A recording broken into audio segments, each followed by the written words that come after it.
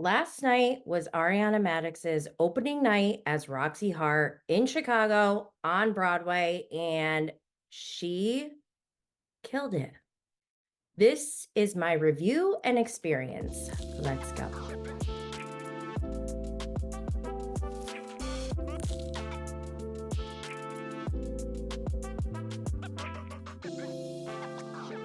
I'm in love. I'm in love, and I don't care who knows it. What am I in love with, you ask?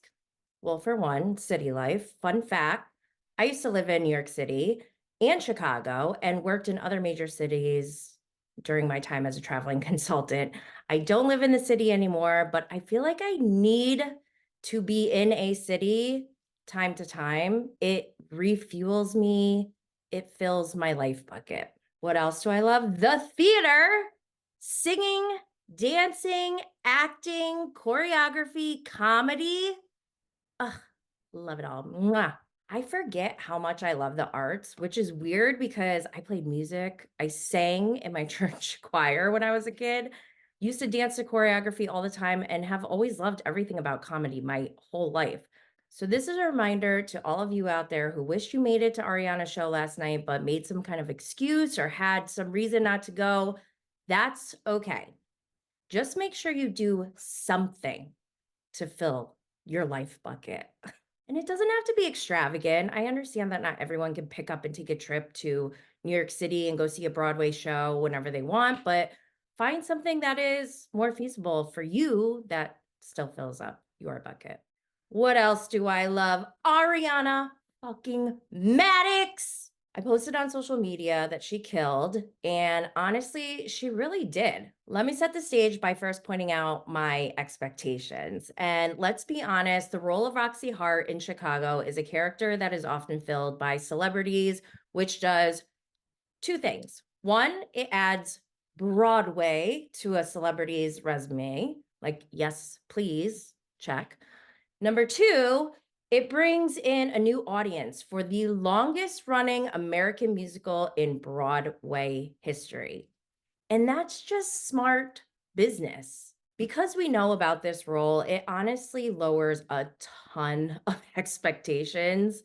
For me as a viewer, I don't expect the best of the best dancing, singing, or acting. So, to my surprise, I was thoroughly impressed with Ariana's performance. I'll go through each piece that impressed me. So, first, the dancing. We all knew she could dance from season 1 of Vanderpump Rules when she was Sheena's backup dancer for her song, The Girl I Wanna Be, where Stassi showed up to laugh at Sheena and make fun of her, but wound up getting sad and left crying. But then Sheena ran after her and they became friends when all of Stassi's friends turned their backs on her because she broke up with Jax. Yes, this is how far back we go. And obviously, she was on Dancing with the Stars. I'll be honest, I didn't watch Dancing with the Stars religiously or as intense as VPR during Scandal because I know myself. I knew that I would be sobbing, tears of happiness every single time. And logistically, I just couldn't add that to my plate. It's very emotionally taxing for me. And I was okay with skipping it because I would still vote for Ariana, but I already knew whether she won first place or not, she was already winning. And I knew that people who aren't as emotionally sensitive as me, who could handle watching it, would be completely tuned in. And I said this on my last episode. I love hard and am always rooting for people to do well. But once they become big, and I don't know what qualifies as big, but I feel like I've done my job and can watch from afar, if that makes sense. Like Beyonce, Taylor Swift, Rihanna, Jennifer Lopez. I used to root for J-Lo when she was a fly girl on In Living Color.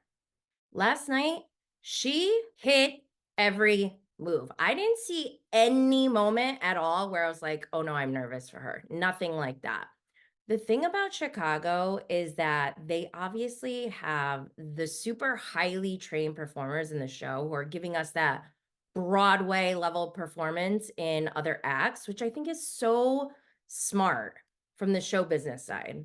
Because you give your audience that part of the show that they want while also giving us plenty of Roxy without outshining her and still making her the star. These other performers were doing high kicks into splits in unison, and they were doing it in barely any clothing.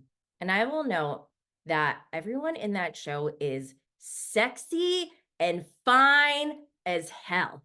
The men and the women. Muy caliente.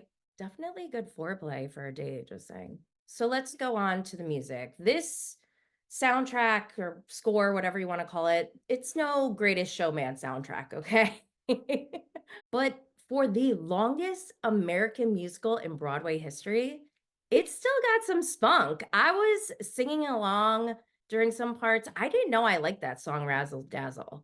And I didn't know I liked Billy Flynn, who plays the big shot lawyer, or Amos, who is Roxy's pathetic loser husband that she cheated on.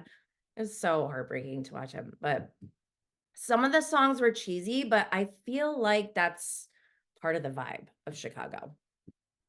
So let's move on to the singing. I think people were most nervous about Ariana singing, and this is just my perception based off of the questions I've been getting. And again, I'll be honest, I was worried about that part the most too. So I'll walk through her first song. Her first song, she's by herself. She's on a ladder with heels. Okay, so the way that the set of the stage is, they have two ladders on each side and they swivel in and out. So like they can use it as a prop and part of the set or like tuck it away. So she's on this ladder for her song with heels. She's got one arm wrapped around the ladder and has to sing. And also there's choreography on the ladder. Like she has to like do stuff. And I'm just like, that was a lot. I think like that's a big first number, I would say. And during the first part of the song, I'll say she was a little bit shaky, but I think it had to do with nerves because she was so solid for the rest of the show. I'll say for the rest of the show, while she was solid, she also didn't have super tough songs that would be challenging for a singer. There were other numbers where I was like, holy shit, those are very serious singers. Like Billy Flynn, he held a note for like a solid minute, like a full 60 seconds, I think. None of Roxy's songs were like that. And I think that's by design. And I think that's smart. But for real, I would say Ariana did really well in the singing part. Other than the first song, she hit all her notes on cue and with choreography. And while like looking cute, I mean, that's no small feat. I could barely get it together for this podcast. Okay, moving on to the acting. The acting, I feel kind of like an asshole because I really wasn't expecting much from Ariana on the acting side. And I hate to bring up his name, but I thought she might be at the same level of acting as Sandoval. Ugh. And we all know his acting is not the best, but she was so good. She was hilarious. And I am not joking. I actually want to cry at how well she did with that part. Like I am proud. I'm proud of Ariana. So after the show is over, I meet back up with Caduce, who I had dinner with. Make sure you are following him on Instagram if you aren't already, which I'm sure you are. After the show, we were just outside trying to figure out what to do next. And I was posting, I don't know. I'm posting on social media on my phone in front of the entrance. And next thing I know, I'm in a crowd, which scares me. I don't like being in crowds. I had a ton of anxiety. It was super loud. The pedicabs were out front blasting music. I felt so old. I'm like, can they turn it down? I can barely think right now. And this is part of why I can't live in the city anymore. But then I realize everyone is outside waiting for the performers to come out so they can get pictures. So I look at Caduce and I'm like, are we doing this? And we both just kind of like shrugged. So we stood there and I stood outside in the cold, waiting for Ariana to come out like a creep. I did that. But it was so worth it. I said hi to Brad and Logan.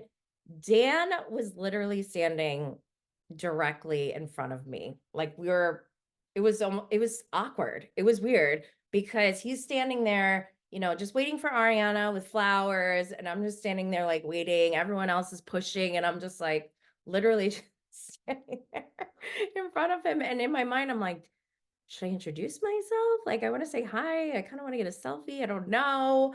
And then I think in that moment, I was like, something has shifted. Because normally I don't feel weird doing that stuff.